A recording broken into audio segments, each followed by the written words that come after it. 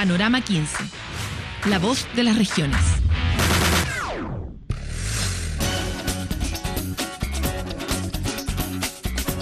Jornadas maratónicas en el Congreso a propósito de la ley tributaria. Hemos tenido una semana muy difícil en la que se han planteado muchas objeciones a cómo los diputados han enfrentado o no la discusión en torno a esta reforma. Así que hoy día estamos con Vlado Mirosevich, diputado por Arica y Parinacota. Muchas gracias por estar con nosotros, Vlado. Hola Paloma, encantado de estar en este gran programa. Vlado, partamos por el principio. La sensación de la ciudadanía en general es que la reforma se aprobó un poquito express.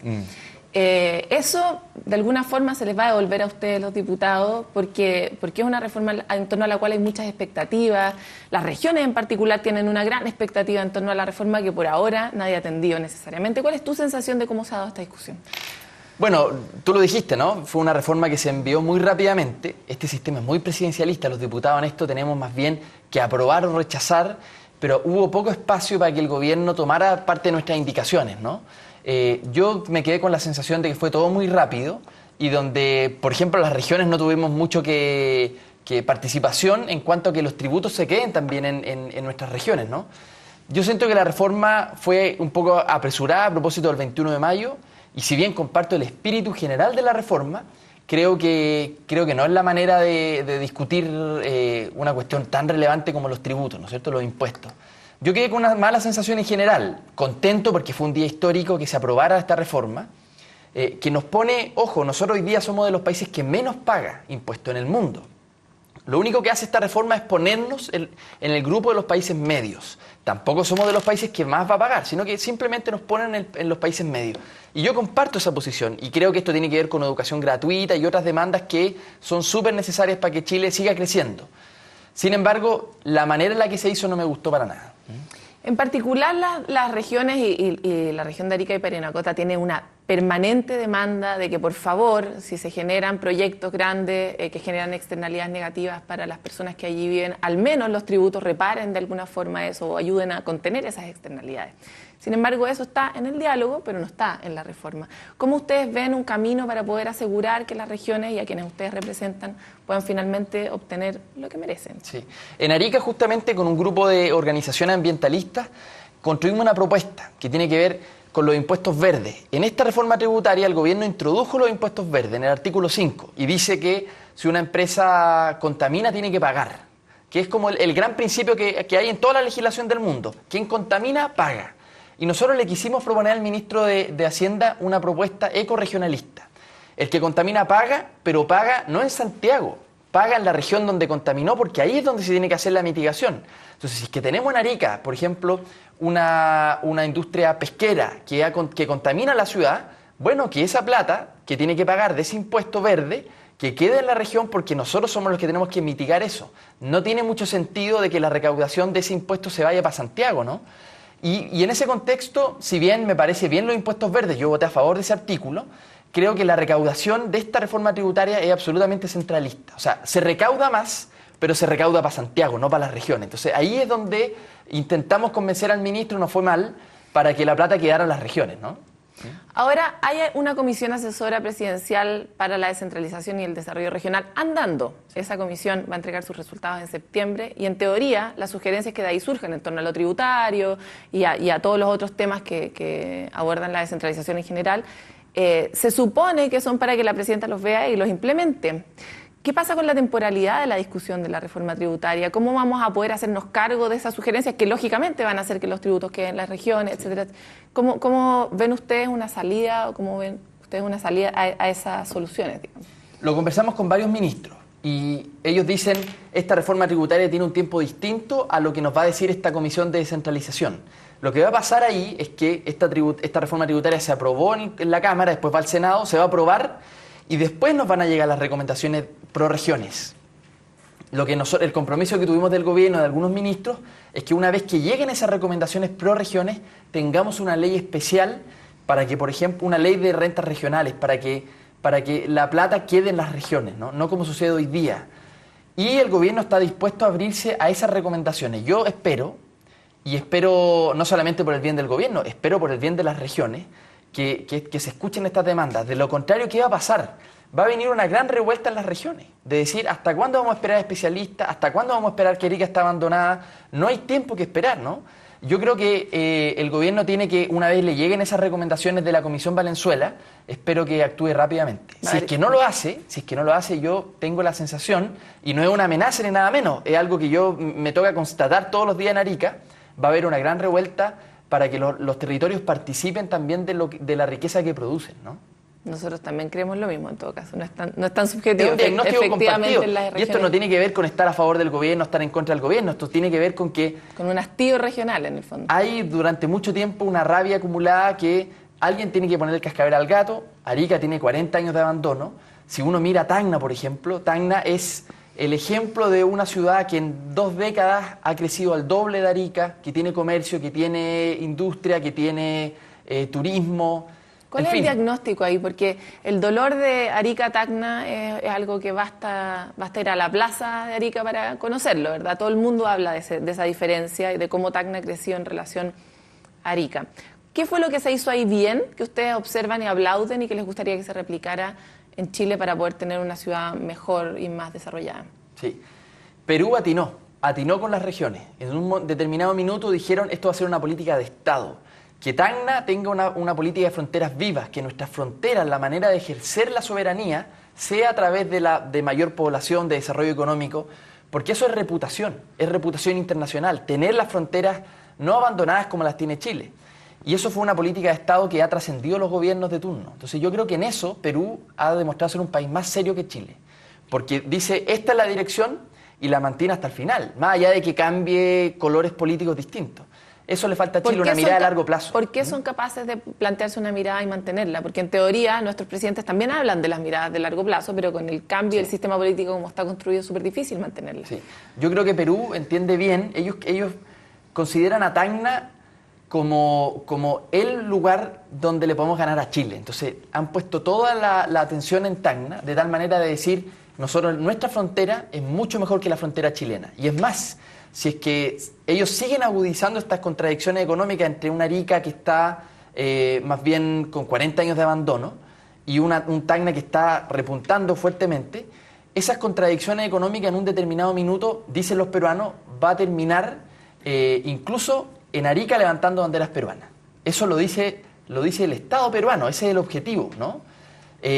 Yo siento que Chile aquí se pierde una tremenda oportunidad de no tener una mirada geopolítica. Esto le ha faltado, no es una crítica a este gobierno o al anterior, esto es una crítica general al Estado. El Estado en Chile es centralista, es el más centralista de América Latina, y mientras no entienda de que los territorios de frontera son relevantes, la verdad es que no vamos a tener profesionales en los hospitales, porque nadie se va a ir para Arica porque sí, tienen que haber incentivos. Y me parece que ahí es donde el gobierno de la presidenta Bachelet tiene que hacerse cargo de una demanda histórica, ¿no? Y yo tengo fe que lo va a hacer. Si es que no sucede, créeme, Paloma, yo voy a ser el primero en marcar los puntos sobre la I y en denunciar esta situación que se mantiene hace mucho tiempo ya, ¿no? Tenemos una situación, quiero ayudar a que se comprenda un poco el punto, porque más allá de quién tiene la mejor frontera, que podría ser una competencia chiquita o medio infantil, ¿cuál es la importancia que tiene tener una ciudad fronteriza desarrollada? O sea, por ejemplo, hablando del potencial, la potencial apropiación del puerto de salida por parte de Tacna, por ejemplo, los canales comerciales, o sea, como ayúdanos a entender un poco por qué es importante que Arica crezca más allá de que es importante porque es bonito que todas las regiones crezcan, digamos. Claro.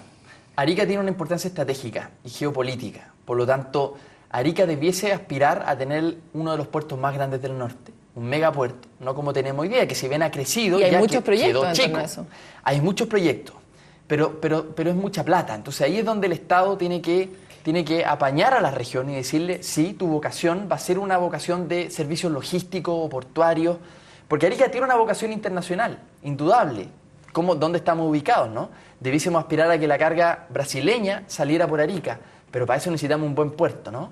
Entonces, son cuestiones como esas de mediano plazo, donde requerimos que Santiago y el gobierno y el Estado central nos acompañen en esos proyectos. ¿Qué es lo que va a pasar si es que no sucede eso? Tacna va a tener un gran megapuerto, va a agarrar la carga boliviana y peruana, y con eso va a matar un poco esta vocación internacional de Arica. ya no han ganado en comercio, ya no han ganado en turismo y en servicios.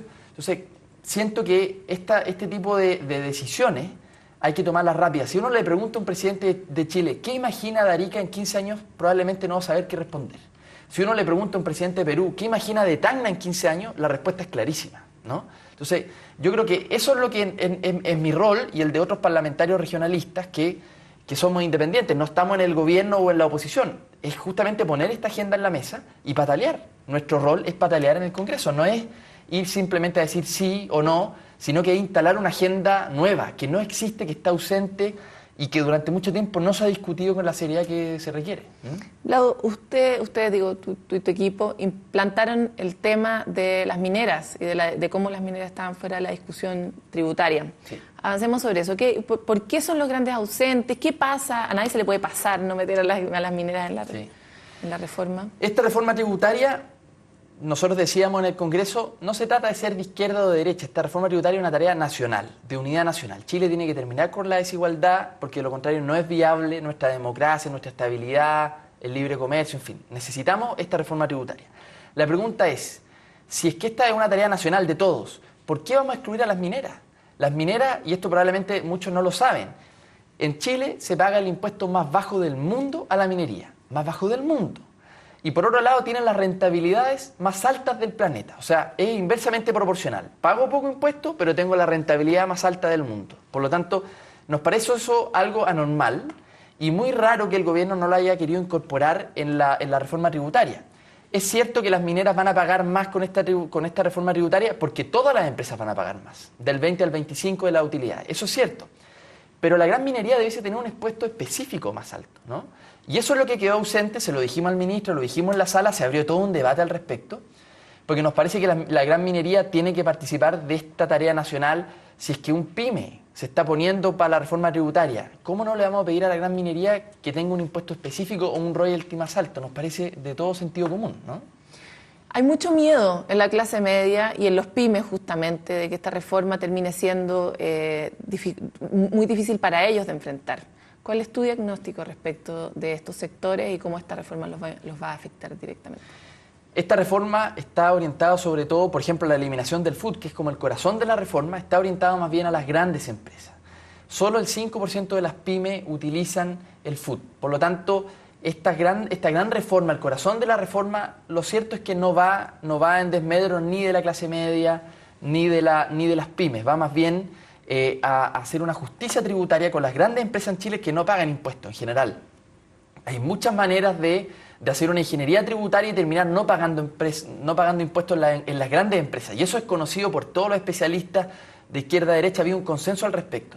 Por lo tanto, la eliminación del FUT, lo cierto es que no va a afectar a las pymes y tampoco a la clase media. Sí hay otros temas en la reforma tributaria que no pudimos discutir, que no pudimos votar por separado, que a mí me preocupaban con respecto a la clase media, pero en general yo diría que ha habido mucha desinformación y una campaña de desinformación promovido por algunos para que esto más bien se confundiera el debate. Porque esta reforma tributaria va hacia los grandes empresarios, eso no cabe ninguna duda. Y habían algunos que se decían defensores de la clase media, que votaban en contra por la clase media, lo cierto es que estaban defendiendo a los grandes empresarios. Con quienes, por lo demás, yo no tengo nada en contra. En Chile, en general, tenemos una clase empresarial con respecto a América Latina bastante buena. Pero justamente por eso hay que hacer una reforma tributaria, porque no podemos tirar el chicle de la desigualdad más. Tenemos que pedirle a esos empresarios que en Chile le va bien, porque Chile es un país estable, en paz, pedirles también que participen de esta justicia social que Chile requiere. No pueden estar ajenos. Como siempre se nos acabó el tiempo, pero estamos muy contentos de que haya podido estar acá. Así que esperamos volver a tenerte aquí en Panorama 15. Bien, Paloma, muchas gracias. Hasta aquí llega este capítulo. Tratamos de meternos desde las regiones en una reforma que ha olvidado a las regiones por ahora para poder cobrar en el momento que corresponda estos compromisos que se hacen. ¿Va a haber una ley o no va a haber una ley que se haga cargo de los temas que le importan a las regiones, que las platas queden en las regiones para que se puedan construir de una mejor forma? Ojalá. Nos vemos en el próximo episodio.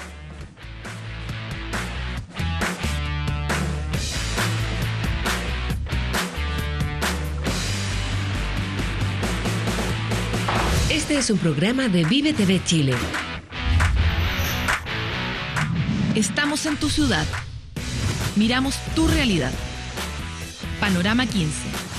La voz de las regiones.